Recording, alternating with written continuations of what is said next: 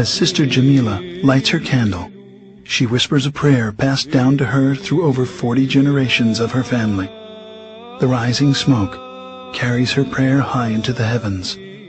She is a member of the original Christian church, started almost 2,000 years ago. But what happened to this original church, and where do we find it?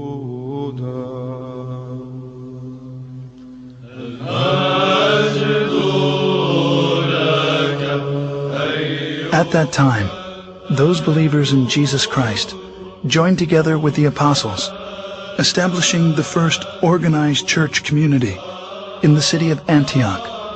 It is there in Antioch that they were first called Christians, as stated in Acts 11:25.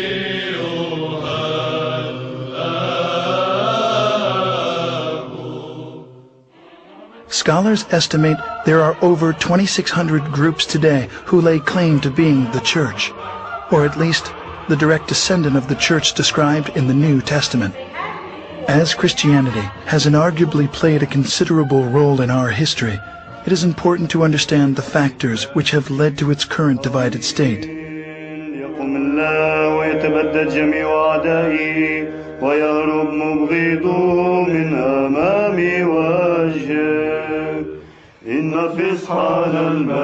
With the birth of the Church of Jesus Christ at Pentecost, the apostles made many missionary journeys. Over time, 5 patriarchates were established in Antioch, Jerusalem, Rome, Alexandria, and Constantinople. The apostle Peter was the first bishop of Antioch. 12 years later, he became the first bishop of Rome, leaving the apostle Paul as the head of the Antiochian church, while James, the brother of Jesus, was the first bishop of Jerusalem. Even though they were in full communion with one another, disputes arose over the adherence to the Old Testament law. James gave the solution to settle all doctrinal and moral issues through ecumenical councils, and the church flourished for 1,054 years. The first council was known as the Council of Jerusalem, as documented in Acts 15. In the history of the Christian Church, we find scores of such councils, establishing its canon laws, which the Orthodox regard as the faith of the apostles, faith of the fathers, faith of the Orthodox, the faith which has established the universe. Heresies, disputes, numerous wars, and much persecution constantly challenged the early fathers of Orthodox Christians.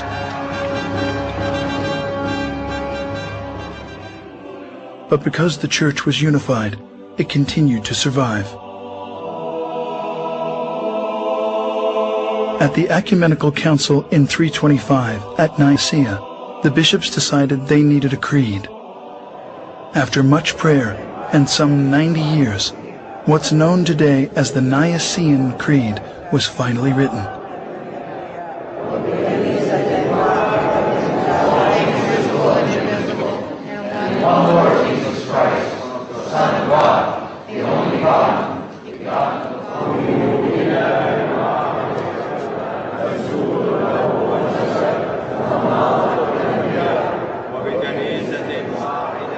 Between the years 325 and 787, 7 meetings were held to establish the laws of the Church. These became known as the 7 Ecumenical Councils. The faith of the Church at the close of its first 1,000 years was the same. The doctrine, the creed, the government were all recognized as one everywhere. This one church was the Orthodox Church, which has weathered many attacks. This cohesion, however, was soon to end. As the first millennium was drawing to a close, tensions began to mount between the Western Church, Rome, and the 4 Eastern churches. The bishops of Rome began to claim authority over the other 4 churches, on the claim that the Roman Patriarch was the only true successor of Peter. two giant issues emerged. First, Rome's declaration of the Pope's supremacy, and second, that the wording of the 700-year-old creed be changed. As disunity led to conflict, a cardinal was sent by the Roman bishop to slap a document on the altar of the church in Constantinople during a Sunday worship, excommunicating the Patriarch of Constantinople from the church. The final consequences of these tragic events was a massive split. The Great Schism occurred in the year 1054. Pursuing his claim of universal headship of the Church, the Patriarch of Rome broke from the other four churches, creating the Roman Catholic Church, independent of the other.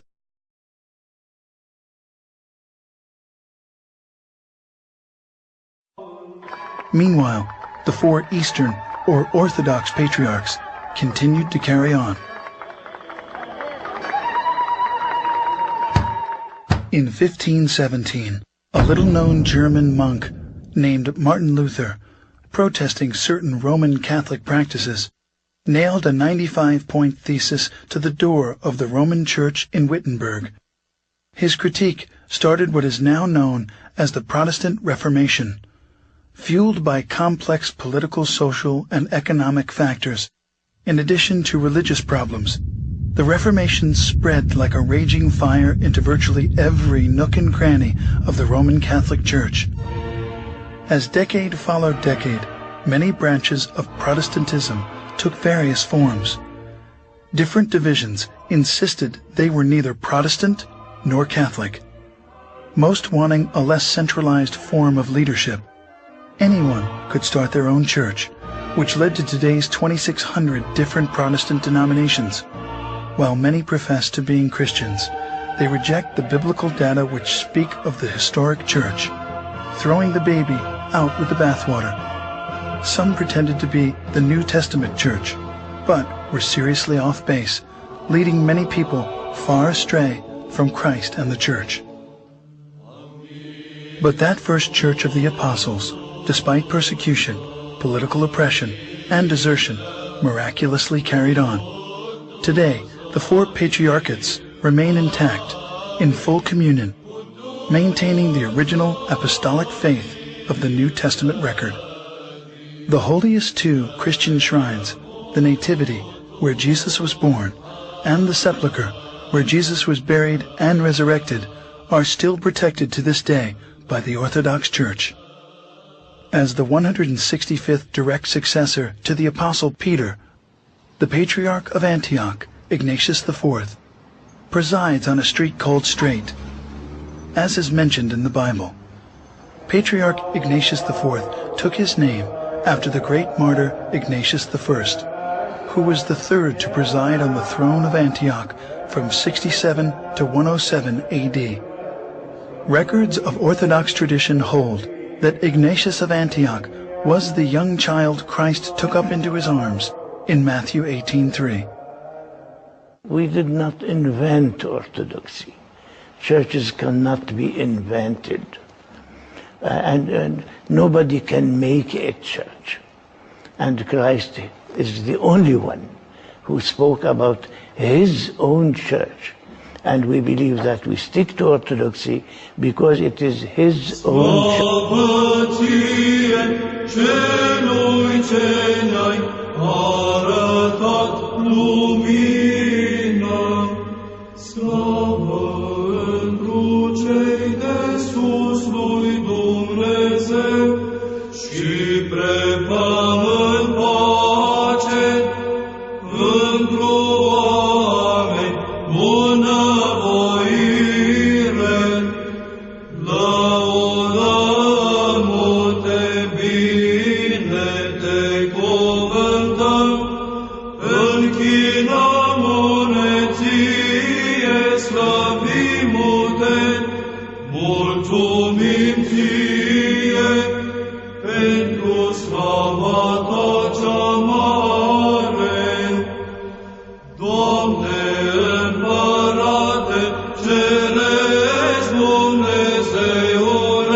Părinte adopțitorule,